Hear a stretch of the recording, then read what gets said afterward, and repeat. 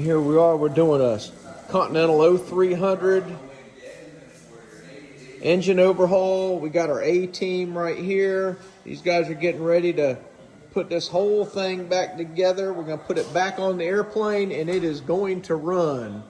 Look at that, they got everything all dressed up, looking good. We got the cylinders over here. Everything is neat, orderly, looking good. What do you guys got to say? Nothing? You ain't got nothing to say? No. All right.